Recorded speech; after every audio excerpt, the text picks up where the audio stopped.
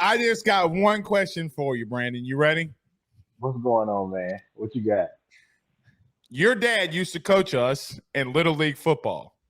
Uh-huh. If we would have given up 700 yards of defense, how many times would we be bringing our big asses to the pile? See, we wouldn't even have a football team. We'd probably be out here doing that man didn't play that at all. All right, Brandon Taylor, former number 18, the LSU legend, is in the house. How are you doing tonight, man? How's it going? Oh, man, I'm doing good, doing good. Just still a little woozy over the weekend, you know what I'm saying? Just tough pill to swallow.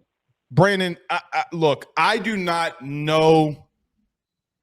I think that I know, but I don't really. When it comes down to the X's and O's, you've played at LSU, you've played in the league. What are you seeing? Like, what's the issues defensively that they're glaring to you? I mean, the first thing is it's all mental. Like football is 80% mental, 10% physical.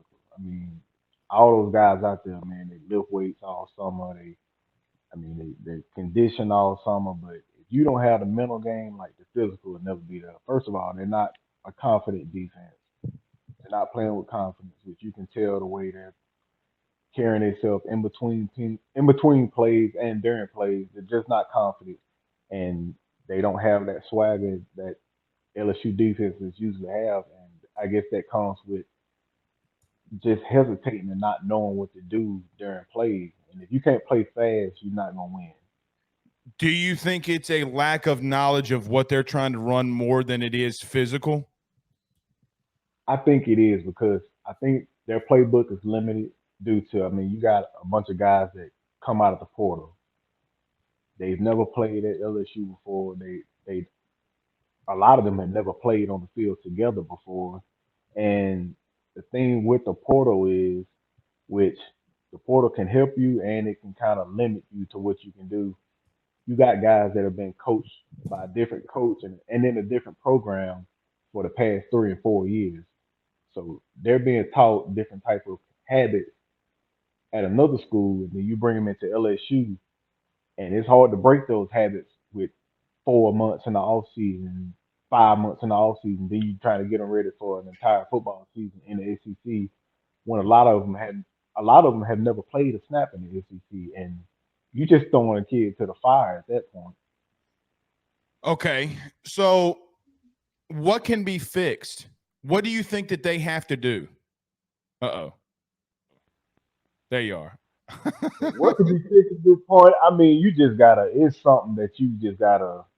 It's like, man, you got your back against the wall at this point. You gotta dig down deep in the bottom of your stomach and find something that you've never found before, or a person that you've never found before, and you just gotta fight. I mean, it's football at the end of the day. We've been doing it since the age of 5. All of them probably been doing it since the age of 5. Is at that point, it's see ball, get ball. You just have to be an athlete. And if you can't be an athlete, you can't be out there trying to be a robot. You got to be an athlete. You got to anticipate and react. And that's all defense is. And if you can't do that, I mean, you just don't need to be on the field at some point. Is there anything schematically you changed? Like, so, Brandon, there's a lot of people because I think that you're a unique individual when you talk about you came into LSU and played corner, and then at 11 moved back to safety. Correct me if I'm wrong on the years, but that's usually, if I'm not mistaken, that's how your process went. Is there something schematically that you see that, like, hey, man, maybe this guy's better in bump and run. Maybe this guy needs to back out. What do you think in reference to that? I think a lot of it is the first game, Florida State, they couldn't win the 50-50 ball. Right. So I think the coaches kind of backed them off because, I mean, if you can't win the 50-50 ball, you can't play press coverage because at that point, it's only certain type of routes that you can anticipate. And if you can't win the 50-50 ball, you're not going to be playing press coverage. But hindsight, if you can't play off coverage, I mean, you just open the door for a lot more because that's even harder than playing man coverage. Man coverage is imano.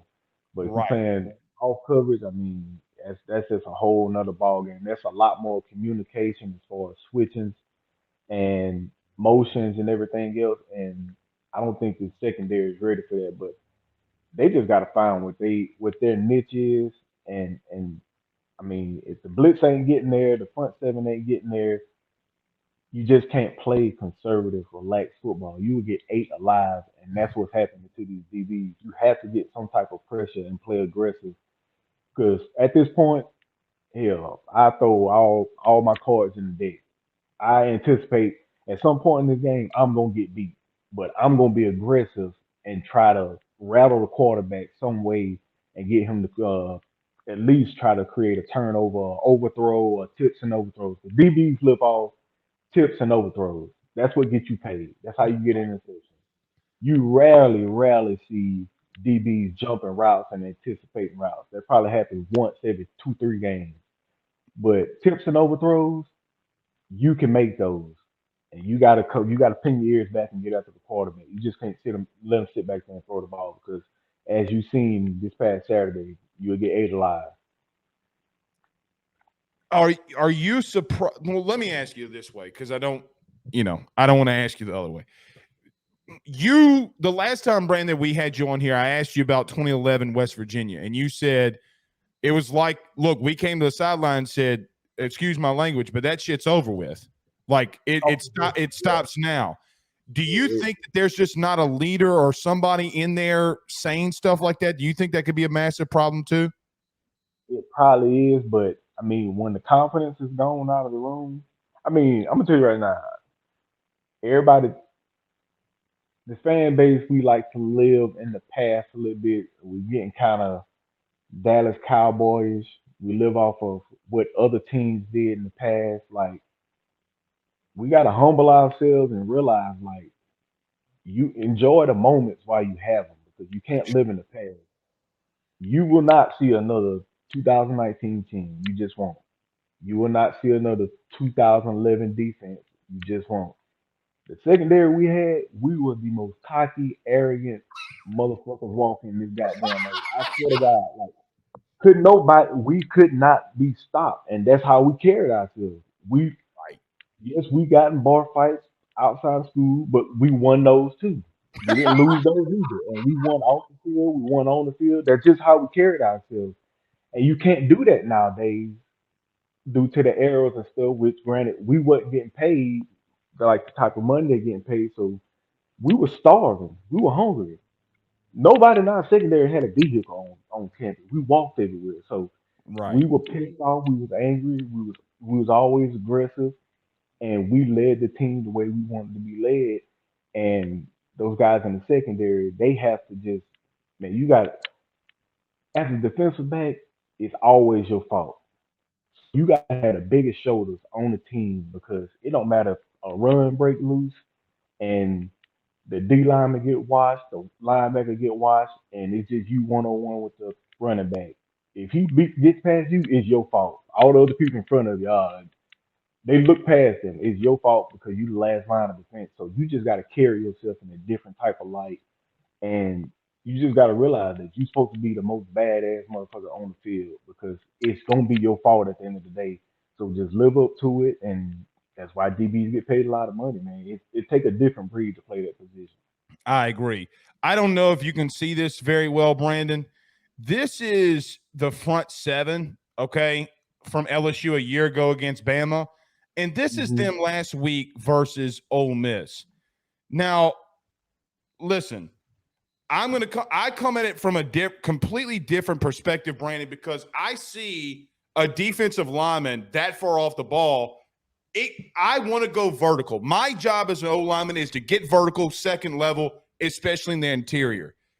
With Hmm. the lack of pass rush, is there anything up front that you would like to see differently, or think that there's an issue there with? Almost definitely, man. You could just tell by body language how a defensive lineman is supposed to come off the ball. Like you supposed to damn near give an offensive lineman a heart attack when you shoot your hands inside his chest. At that point, it's up to you or God what happens to him at that point. You can control him with whatever you want to do. A rip move, a pull through, or just a straight up bull rush. If I'm a D lineman, I'm hitting you dead in your damn chest my helmet in your chin, and I'm driving you back to the quarterback, the No first doubt. player, to let you know that I'm your daddy tonight. Like your parents may be in the stands, but I own your ass on this football field. And they just got to come out there and be aggressive and realize that my secondary needs me. They're Right. not built to cover for 4 and 5 seconds. They're built to cover for 1 second, 2 seconds. I got to get to the quarterback, and they got to understand that each level of defense got to understand that I have to do my job in order to protect my brother behind me or in front of me. So they just got to understand that and get to a understanding that it's a team game, but you also have to do your job individually as a man. Last thing for you defensively, because I do want to ask you what you're seeing about Jayden in this offense. What do you think happens this week? What do you anticipate from this team this week? Whoever has the ball last gonna win the game. I agree. It's the I same thing as last week, and the same thing against Arkansas. And I'm not gonna make no predictions for I no got LSU football team. You just gonna have to fucking show me because at this point I'm done with predictions. I'm done with how good we should be and how good this player should be starting. Is no the fuck he not. No he shouldn't. If he ain't starting on Saturdays, obviously he fucking suck ass and during practice. Like stop saying that, man, we got all these. I be saying, listen to people. We got all these young freshmen that need to be playing. No, the fuck they don't. They fucking suck because they not on the field. And what's on the field ain't getting the job done. So obviously they not up to par. They need to learn, get out there and realize and stop living in this era of listening to people. That's their problem. They listen to outside people who patting them on the ass. Oh, you this good, you get no the fuck you not. Get out there and work, bust your ass, right. and stop listening to outside noises telling you how good you are and realize that you getting your ass bust every Saturday and film don't get deleted. It never gets deleted. If Right. I want to go watch a game from me, your mom has our tapes from when we was in Little League. I can call Miss Cookie Rufino right now, like Miss Cookie Rufino, can I have the games from when we was 8 years old? She have them. Film never gets deleted. The eye in the sky don't lie. So what you putting out there is gonna be out there for life. Even when you have kids. You can be in the barber shop with your son. Yeah, son, I was just good. No, the fuck you wouldn't. Turn the tape on. This you, daddy. No, that's what I'm saying, bro. What you put out there is stuck with you. Your name is your brand, and this NIL is the players' likeliness. None of them should get money next year by the way they're putting on the field. I mean, like, I want all of them to get paid. I want them to be successful, but you got to earn that shit at the end of the day. You just can't get patted on the ass and just had a red carpet rolled out for you. Earn that shit because it's people before you and it's kids after you that's watching you and they want you to succeed. I want them to succeed so bad, bro, that it fucking hurts. Yeah, and you're different and unique in the sense of that your brother Curtis obviously is getting recruited. You had saw that process from someone from the outside looking in. That's like, man, I want to be like him. Hmm. He changed. So I mean, come on, nobody was going to LSU. I mean, nobody was going to LSU at Franklinton before he went, and then everybody wanted to be like that. I agree. Like man, you look up to so many different people. I agree. Offensively, Jayden Daniels is going off, B. Man, I'm so happy for the kid, dude, because it's like last year was like, oh man, come on, man, just like everybody was like flinching, like get the ball out, like you on your last drop, like get the ball out on time, such and such. And it's slowly like he's continuously getting better, and that's what I want the guys on the defensive side of the ball right now to see that Jayden Daniels what he was at where he was last year is not where he is now. He worked his Right. ass off. He took the criticism. He took the backlashes from everybody because we was all throwing it at him, and he got better. And look at him now, man. This dude is probably be a first round, second round draft pick in the draft, and he's a Heisman contender. And we damn near crucified him last year. Right. And look at him now this year, man. He sucked it up. He developed the way a Titan should develop. I mean, you can get criticized. I mean, I got criticized. tell them fuck you, and I go on about my business and I work out. Like, don't let nobody what nobody say about you is not your character. What your character is what you put out there and what you show on film. So you got to remember that. And I'm just proud of Jayden Daniels, man, because I mean, he didn't complain. He just No. did the whole work and it's showing. You know, Brandon, last year at that, the banquet that Brian Kelly did there at the end of the year, I'll be honest, I was a little surprised that 100%. Everybody voted him the team captain from last year, and he had games where he wasn't that good. I think that showed you, like, hey man, they really thought that highly of this dude. Now let me ask you this: how difficult is it to stop him when he's that damn electric with his legs and he's going to throw like that? I mean, B, we've seen this kind of stuff from different quarterbacks before. Burrow, Hmm. it was this whole different other beast. But James a different animal because of his speed, the way he can get out of the pocket. That draw last week for 55 yards was insane. Like, what do you do to slow him down? So we had the conversation defensively, but what do you do defensively to slow someone like him down? See, the thing is with a player like that, this is where you got to coach if you want to when you're playing against a Jayden Daniels because he's the type of player like I mean I played against Person Hall and I played against my 4 years in college. I played against three Heisman Trophy winners. Tim Tebow my freshman year, That's Mark right. Ingram my sophomore year, and Cam Newton my junior year. And Trent Richardson was a finalist my senior year. So I played against the best of the fucking best the entire time I was in college. I think it's why my body hurting right now. But those are type of players that you don't stop them. There's no way if you think you can stop them, you're delusional and you're gonna lose. Those are players that you try to contain and you got to manage them as far as opposing defense. Like, okay, we can give him this, but I do not want to give him this. Right. So I give him this the entire game and bait him to where okay, I may not jump it this play in the first quarter, but the second quarter I'm gonna get his ass because I'm gonna make him get comfortable. I'm gonna rock him to sleep, and then I'm gonna jump him, and that one big play can be the changing point in the game. But you are gonna have to give him a little bit to stop him from getting a lot. So you have to manage a player like that, which I shouldn't be saying that online. So opposing No, teams. no. I mean, to your point. But I'm just saying, like, you can't stop him. You gotta contain him. You gotta manage him. Well, to your point, I mean, so we tweeted this out about 35 minutes ago. Eli Drinkwitz, Missouri's head coach, literally just said what you did, right? Like Oh he's yeah, bro, at that point it's chess. It's not checkers. that You right. gotta play him the long run. Brandon, he legitimately came out and said, I'm not going to let him throw deep. I'm going to let him check him down all night. Go Exactly. 12 That's what I plays, do. 100 yards or not 80 yards. Do what you got to do. You're not beating me deep. He said And it point five. at that point, okay, if you're gonna do that, if I'm a defensive coordinator, I'm not gonna let you beat me deep. D line, rush to a point to where you can get to, and you may not you we're not gonna sack him, rush to a point and get your hands up. Because he gotta throw it underneath. He gonna Right. throw short intermediate routes, get your hands up and try and block the ball down, and we'll contain him. Don't let him outside defensive end. And if so, if we do gonna come after him, we gonna send the fucking house at him. We gonna blitz, and everybody do not get beat deep. Uh, That's the only thing you really can do.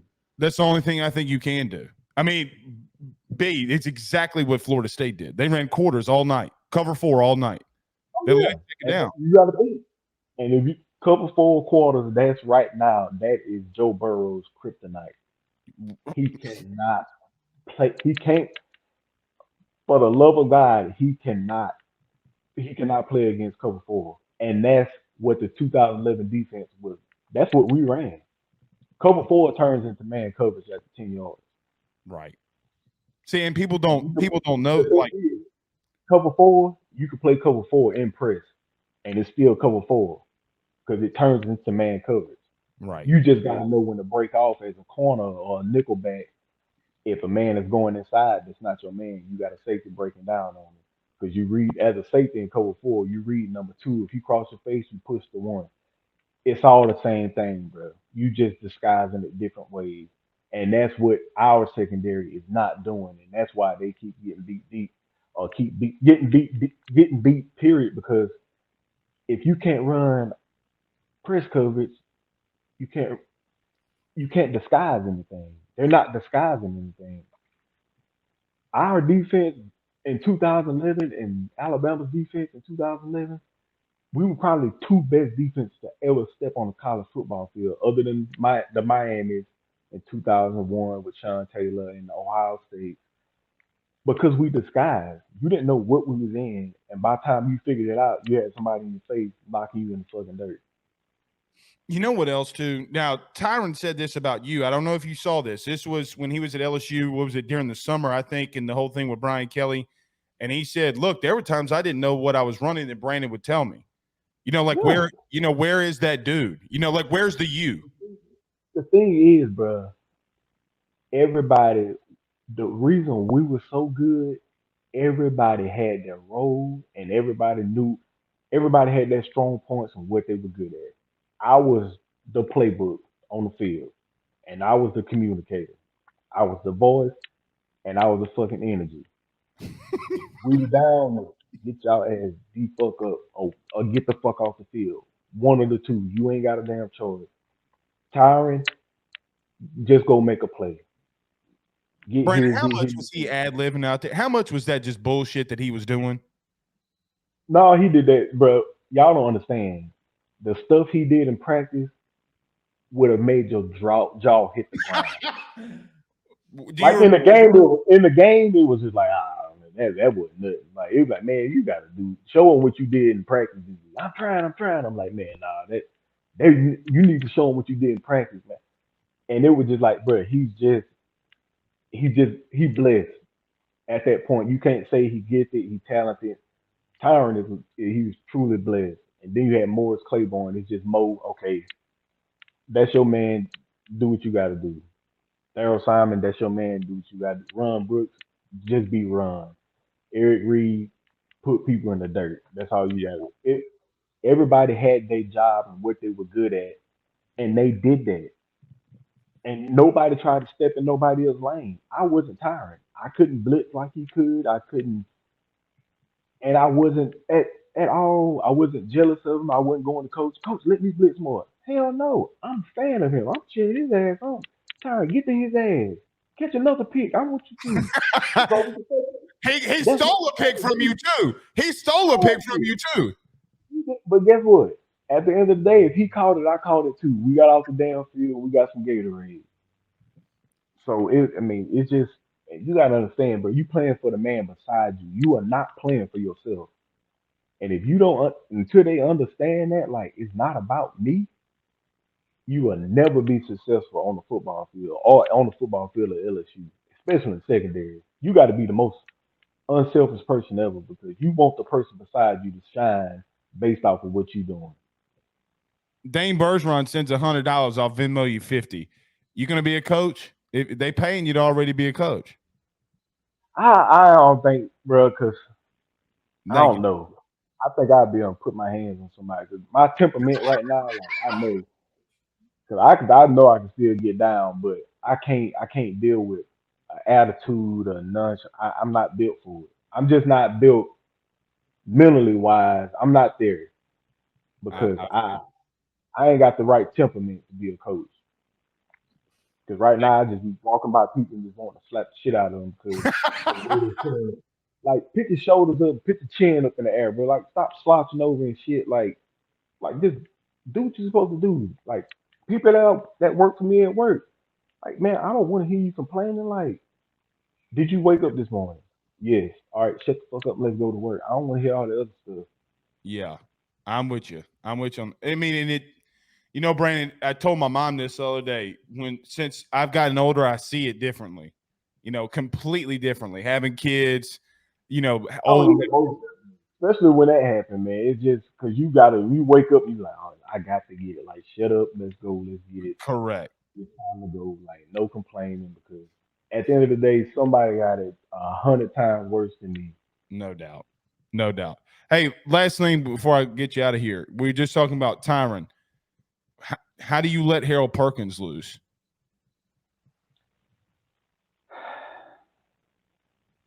At this point, the way this defense is going, you got to stop worrying about one player. and Right. start worrying about the entire group because one player is not gonna win you a game, and it never has, and it never will. And I think that's the way we get into as far as why is this guy not on the field? That I go back to that like obviously he ain't doing what the hell he's supposed to be doing in practice. Maybe he don't know the playbook. And at the end of the day, if I'm putting somebody out there that don't know the playbook just because somebody else think he good, I'm desperate as hell, and we done lost already at that point. So no, he need to fucking learn and get out there on the field. But as far as Harold Perkins, he just need to have fun, dude. Last year you was out there having fun, and once the fun is taken out of the game, you are not the same player. Just cut loose, forget everybody else, forget everything. Don't listen to what people saying.